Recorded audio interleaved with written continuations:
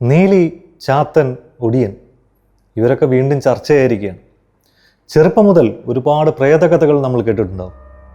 പക്ഷെ നിങ്ങളിൽ ആരെങ്കിലും ഈ പ്രേതങ്ങളെ നേരിൽ കണ്ടിട്ടുണ്ടോ? എന്നാൽ നമ്മളിൽ ചിലർ ഈ പ്രേതങ്ങളെ നേരിൽ കാണാറുണ്ട്. അവരിൽ ഒരാളാണ് ഞാനും. പ്രേതമെന്ന് പറയുമ്പോൾ വെള്ള സാരി കൊടുത്ത സുന്ദരികളായ യക്ഷികളല്ല, രാത്രികാലങ്ങളിൽ ഉറക്കം കെടുത്തുന്ന, ശ്വാസം മുട്ടിക്കുന്ന, ശരീരത്തെ മരവിപ്പിച്ച് കളയുന്ന പിശാവും. 2010 ജനുവരി 1 പോണ്ടിച്ചേരിയിലെ ന്യൂ ഇയർ ആഘോഷങ്ങളൊക്കെ കഴിഞ്ഞ് സുഹൃത്തുക്കൾക്കൊപ്പം കോളേജിനടുത്തുള്ള ഞങ്ങളുടെ വാടക വീട്ടിലേക്ക് എത്തുമ്പോഴേക്കും നേരം ഒരുപാട് വൈകിയിരുന്നു. തമിഴ്നാട്ടിലെ തൃച്ചി എന്ന സ്ഥലത്തായിരുന്നു ഞങ്ങൾ പഠിച്ചിരുന്ന എഞ്ചിനീയറിംഗ് കോളേജ്. തലേ ദിവസത്തെ ആഘോഷങ്ങളുടെ ക്ഷീണം കാരണം വന്നയുടൻ തന്നെ ഞങ്ങൾ ഉറങ്ങാൻ കിടന്നു. നന്നേ തളർന്നിരുന്ന എല്ലാവരും വേഗം തന്നെ ഉറക്കത്തിലേക്ക് ആണ്ടു, ഞാനൊഴികെ. ക്ഷീണവും ശരീരവേദനയും കാരണം ഒന്ന് വേഗത്തിൽ ഉറങ്ങാൻ കഴിഞ്ഞിരുന്നെങ്കിൽ എന്ന് ഞാൻ ആഗ്രഹിച്ചെങ്കിലും എനിക്കതിന് കഴിയുന്നുണ്ടായിരുന്നില്ല. അങ്ങനെ തിരിഞ്ഞും മറിഞ്ഞും കിടക്കുന്നതിനിടയിലാണ് ഞാനത് ശ്രദ്ധിക്കുന്നത്.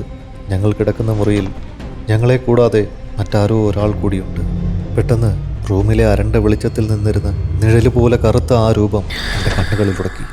ആ രൂപം പതിയെ മുറിക്കുള്ളിലൂടെ ചലിക്കാൻ തുടങ്ങിയതോടെ അതൊരു കള്ളനായിരിക്കുമെന്ന് ഉറപ്പിച്ച ഞാൻ ചാടി എഴുന്നേൽക്കാൻ തീരുമാനിച്ചു.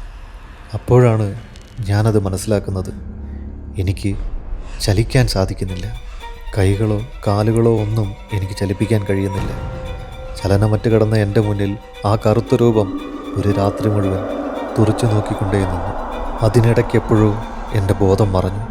ഇതേ അനുഭവം കൃത്യം 1 വർഷത്തിന് ശേഷം തൃശ്ശൂർ കേച്ചേരിയിലുള്ള എൻ്റെ സുഹൃത്തിൻ്റെ വീട്ടിൽ വെച്ചും പിന്നീട് 12 വർഷങ്ങൾക്ക് ശേഷം ദുബായിൽ വെച്ചും എനിക്കുണ്ടായി. ജപ്പാനിൽ കനഷിബാരി എന്നും ബ്രസീലിൽ പിസാവോ എന്നും മലയാളികൾ പ്രേതബാധയെന്നും വിളിക്കുന്ന ഈ പ്രതിഭാസം സത്യത്തിൽ സ്ലീപ്പ് പാരാലിസിസ് എന്ന അവസ്ഥയാണ്. തലച്ചോറും ശരീരവും തമ്മിലുള്ള താളം തെറ്റുമ്പോഴാണ് ഇത് സംഭവിക്കുന്നത്. REM ഉറക്കത്തിൽ അല്ലെങ്കിൽ സ്വപ്നം കാണുന്ന ഘട്ടത്തിൽ തലച്ചോറ് നമ്മുടെ പേശികളെ താൽക്കാലികമായി മരവിപ്പിക്കാറുണ്ട്. ഇത് സ്വപ്നത്തിൽ ചെയ്യുന്ന കാര്യങ്ങൾ യാഥാർത്ഥ്യത്തിൽ ചെയ്യാതിരിക്കാൻ വേണ്ടിയാണ്. എന്നാൽ ഉണർന്നിരിക്കുമ്പോഴും ശരീരം ഇതേ മരവിച്ച അവസ്ഥയിൽ തുടരുമ്പോഴാണ് സ്ലീപ്പ് പാരാലിസിസ് സംഭവിക്കുന്നത്.